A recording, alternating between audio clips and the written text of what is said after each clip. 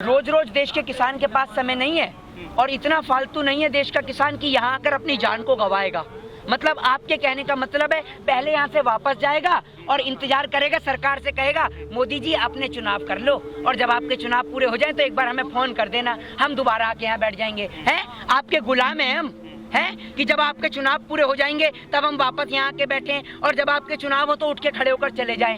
आपके इशारों पे चल रहे हैं क्या? ये आपकी भारतीय जनता पार्टी के वो नहीं है कार्यकर्ता जो 100-100 रुपए में 200-200 रुपए में लेके आ जाते हैं। ये देश का किसान है। होल्ड की बात को त्यागिए और इस काले कानून को वापस लेने की बात करिए। हाँ, होल्ड पे नहीं कि आपके चुनाव के लिए आपको समय दे दिया जाए। और प्रधानमंत्री महोदय तो कहते हैं कि मैं गधे से प्रेरणा लेता हूँ। अब जो आदमी गधे से प्रेरणा ले रहा है देश की क्या हालत करेगा सोच लो आप।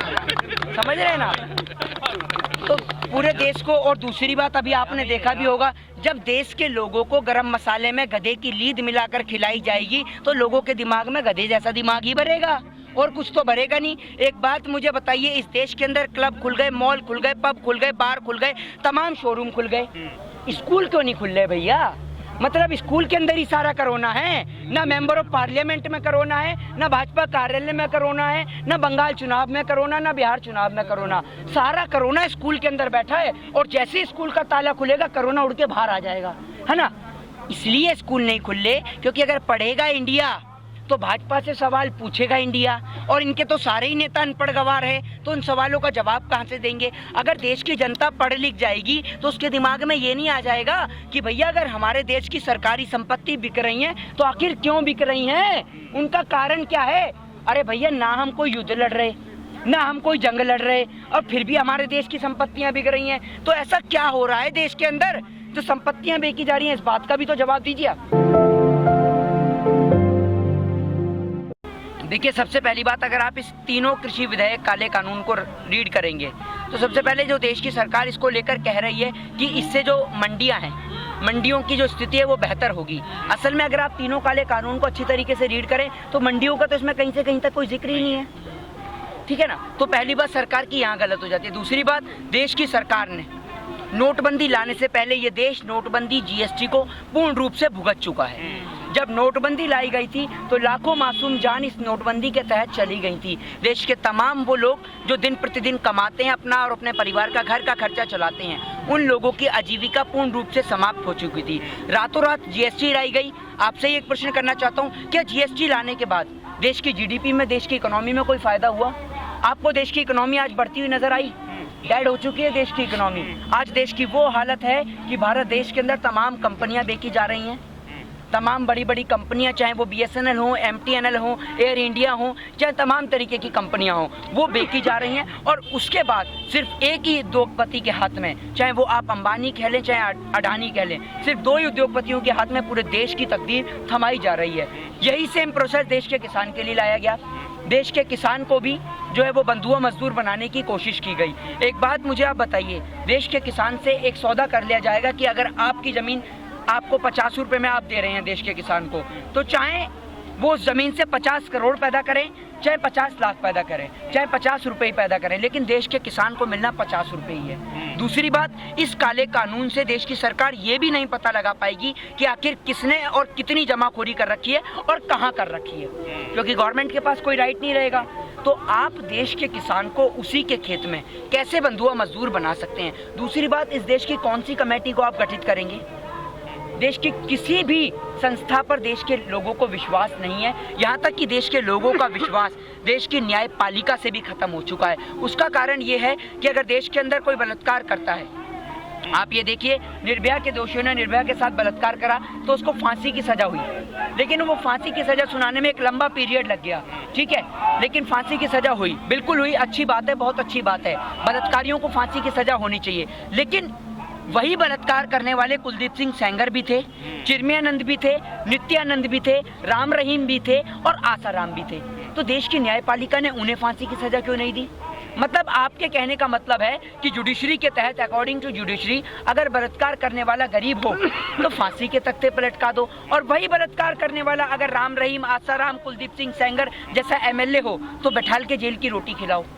मतलब एक ही सिस्टम के अंदर दो अलग अलग लोग कैसे हो सकते हैं? एक ही व्यक्ति के लिए कैसे हो सकते हैं आप? मुझे ये बताइए ना, तो देश की जुडिशरी पे कैसे बिलीव होगा? दूसरी बात, जब देश के किसान दिल्ली, भारत देश की राजधानी दिल्ली के अंदर एंटर करते हैं तो उनको रोकने के लिए देश की सरकार कटीले तार लगवाती है, उनको रोकने के लिए कोबरा वायर्स का प्रयोग करती है, वाटर कैनन का प्रयोग करती है, आंसू गैस के गोलों का प्रयोग करती है। अकॉर्डिंग टू आर्टिकल 19, अगर आप रीड करें आर्टिकल 19 को, तो देश का संविधान आपको और मुझे आज़ादी देता है प्रोटेस्ट करने की शांतिपूर्ण तरीके से। जब देश के किसान ने किसी सरकारी संपत्ति को हानि नहीं पहुंचाई, किसी तरीके का हथियार उनके हाथ में नहीं, कोई चाकू नहीं, कोई पिस्टल नहीं, कोई बंदूक नहीं, कोई कट्टा नहीं, कोई पत्थर नहीं, कोई तीर नहीं, कोई भाले नहीं, तो अकॉर्डिंग टू लॉ आर्टिकल 19 का आपने कैसे उल्लंघन कर दिया, जो आपने देश के किसान को प्रोटेस्ट करने की आज़ादी नहीं दी। और एक बात मुझे बताइए, देश के अंदर रामलीला मैदान बनाए गए हैं, तमाम तरीके के मैदान, जंतर मंतर जैसी जगह, वो किस लिए बनाई गई हैं? वो प्रोटेस्ट करने के लिए बनाई गई हैं। रामलीला मैदान कोई शादी फंक्शन के समारोह के लिए तो बनाई नहीं गई है। अरे लॉ एंड ऑर्डर बिल्कुल निश्चित तौर पे खराब हो सकता है। आपके लॉ एंड ऑर्डर की मैं बताता हूँ, आपकी जब गवर्नमेंट के ही लोग, आपके नेता जब आपके लॉ एंड ऑर्डर की धज्जियां उड़ाते हैं, तब आपके लॉ एंड ऑर्डर समझ में नहीं आते। लॉ एंड ऑर्डर क्या आपको इस बात की परमिशन देता है कि आप एक बेटी के साथ, एक बहन के साथ में बलात्कार करो? तब आपके लॉ एंड ऑर्डर की धज्जियां नहीं उड़ती। जब आपके नेता रातों को सड़कों पर प्रोटेस्ट करते हैं, सरकारी संपत्तियों को तोड़ते हैं, तब आपके लॉ एंड ऑर्डर की धज्जियां नहीं उड़ती। बस के अंदर अगर आप एक सीट को फाड़ दें तो आपको पुलिस उठाकर अरेस्ट कर देती है, क्योंकि आपने सरकारी संपत्ति को नुकसान पहुंचाया।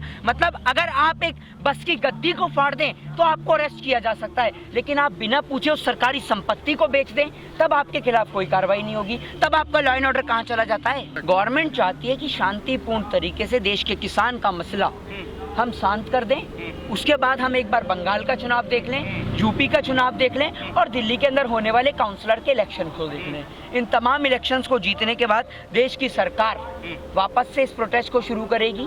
ये इस बात की गवर्नमेंट ने खुद ही कह दिया कि 1.5 साल तक का हम आपको इसको होल्ड कर देते हैं। होल्ड करने का मतलब क्या होता है? सरकार हमें यूं तो दिलासा नहीं दे रही कि भाई हम इसको लागू नहीं करेंगे।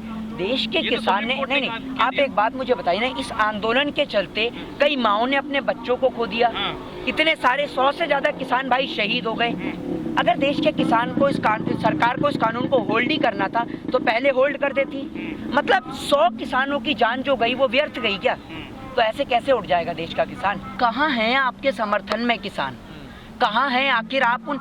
चलो ठीक है, आप एक काम करिए ना, एक आमने सामने की सभा करने के लिए रेडी होइए, और आप कहते हैं तो मैं प्रधानमंत्री और राष्ट्रपति दोनों को लेटर भी लिखता हूँ, और लेटर में लिख के एक खास बात के लिए मेंशन करता हूँ कि माननीय प्रधानमंत्री महोदय, आपके साथ वाले किसान जो आपको समर्थन दे रहे हैं, आप उनको लेकर रामलीला मैदान के अंदर आइए और एक और अपने साथ अपने पत्तल चाट पत्रकारों को बिठाइए, और एक और आप भी बैठिए। आपके पास कुछ ज्यादा ही ज्ञान है क्योंकि इस कृषि काले कानून बिल को लेकर, क्योंकि आपने 1950 से लेकर 1960 का एक्ट रीड नहीं करा है जो अमेरिका और यूरोप के अंदर इस काले कानून को लेकर लगा था। आपने 2006 के अंदर एपीएमसी एक्ट नहीं रीड करा बिहार का। तो इसीलिए अगर आप में इतना ही दिमाग है तो आइए ना रामलीला मैदान में, एक और आपके पत्तल चाट पत्रकार बैठेंगे, दूसरी ओर देश के कृषि कानून को लेकर देश के किसान बैठेंगे।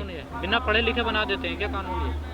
अरे एक बात मुझे बताइए, अगर इनके पास इतना, आप ये सोच के देखिए ना, इन्हें आत्मनिर्भर बोलने के लिए जब पत्रकार की आवश्यकता होती है, ये डोनाल्ड ट्रंप नहीं बोल पाते हैं, तो आप एक बात बताइए, जहाँ से इनकी डिग्री आई है, डिग्री पे तो सवाल खड़े ही होंगे।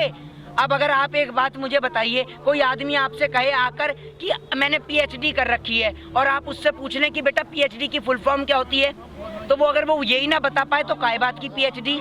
तो जो आदमी इंग्लिश में ये नहीं बोल पा रहा, अमेरिका के पूर्व प्रेसिडेंट डोनाल्ड ट्रंप का नाम नहीं ले पा रहा, एक दूसरा नेता है जो आत्मनिर्भर नहीं बोल पा रहा, वो काय बात के पढ़े लिखे।